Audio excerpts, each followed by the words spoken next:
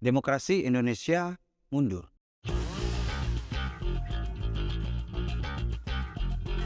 Laporan lembaga-lembaga dunia yang mengukur kualitas demokrasi di berbagai negara menegaskan sinyalemen tersebut. Contohnya, Economic Intelligence Unit (EIU) melansir skor indeks demokrasi Indonesia terus mengalami penurunan sejak 2015 yang bahkan mencapai titik terendah pada 2020 sebesar 6,3. Artinya, panjang lebih dari 2 dasawarsa penerapan demokrasi di Indonesia, statusnya tinggal kelas di level demokrasi cacat, tak naik kelas menjadi demokrasi penuh dengan mutu yang makin terpuruk.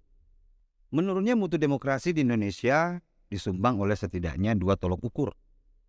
Kebebasan warga, khususnya kebebasan ekspresi yang makin cenderung dibatasi, serta budaya politik yang menjurus makin anti kritik. Ada 2 karya yang layak dicermati terkait dengan kemunduran demokrasi. Dalam How Democracies Die, karya 2 ilmuwan politik terkemuka Harvard, Stephen Levitsky dan Daniel Ziblatt, menyatakan bahwa kematian demokrasi bersumber dari terpilihnya pemimpin dengan cara demokratis tentunya, yang dalam praktek politiknya bersedia untuk membatasi atau bahkan menyangkal kebebasan sipil warga, khususnya mereka yang dituding sebagai lawan.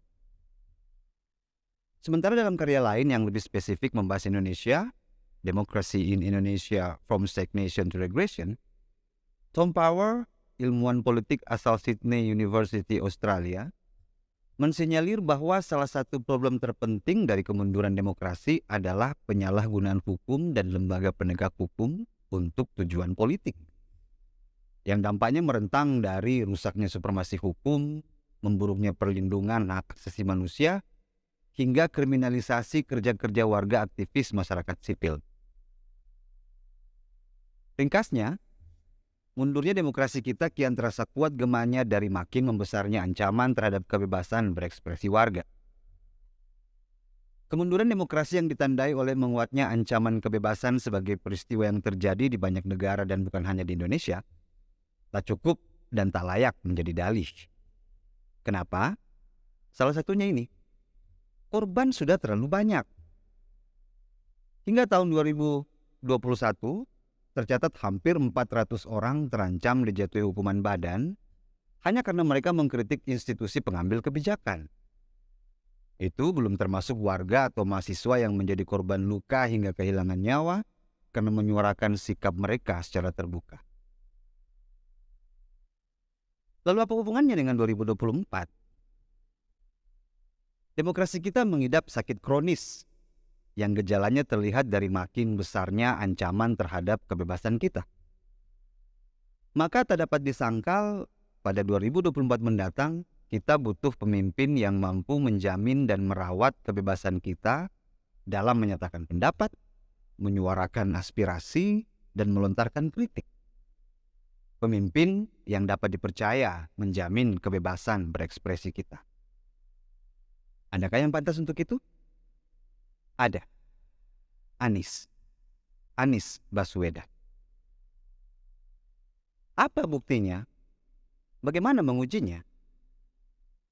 Untuk menjawab pertanyaan itu, mari berpijak pada prinsip sederhana. Agar layak menjalankan amanah besar, orang harus bersetia pada perkara-perkara kecil. Dan kesetiaan diukur dari rekam jejak. Rekam jejak, tindakan, dan perbuatan jauh lebih jujur dari perkataan, apalagi pencitraan. Nah, apa rekam jejak Anies? Ini salah satu contoh yang mungkin terkesan kecil dan sepele, tapi teramat penting. Suatu ketika, sebuah media nasional mengangkat berita tentang korupsi. Yang jadi masalah kemudian, di halaman yang sama dengan pemberitaan tentang korupsi tersebut, menempel foto Anies berukuran besar. Padahal pemberitaan dimaksud sama sekali tidak berkaitan dengan Anies. Tak butuh analisis rumit untuk tiba pada kesimpulan betapa jahatnya frame pemberitaan ini. Membentuk kesan seolah Anies identik dengan korupsi. Wajar jika pemberitaan ini lantas memicu reaksi keras publik. Banyak pihak yang menyarankan agar Anies membawa perkara frame jahat ini ke proses hukum. Alasannya kuat dan sangat masuk akal. Pemberitaan dengan frame seperti itu jelas merugikan Anies. Kredibilitas dan legitimasinya berpeluang diragukan dan dipertanyakan publik. Apalagi saat itu ia masih menjabat sebagai gubernur DKI Jakarta. Apa respon dan tindakan Anies? Bukannya menuruti saran pihak-pihak tersebut, justru sebaliknya, Anies tidak memperkarakan dan membawa persoalan tersebut ke ranah hukum, bahkan tidak ke Dewan Pers. Bayangkan jika apa yang dialami Anies menimpa pemimpin atau politisi berkelas mediocre yang hanya peduli pada citra diri semata. Mudah ditebak, politisi tersebut tersulut amarah, kemudian menunjuk sekawanan pengacara untuk menyeret pelaku ke penjara dengan dalih fitnah dan pencemaran nama baik. Respon Anies atas peristiwa tersebut setidaknya menunjukkan 3 kualitas yang dimiliki Anies.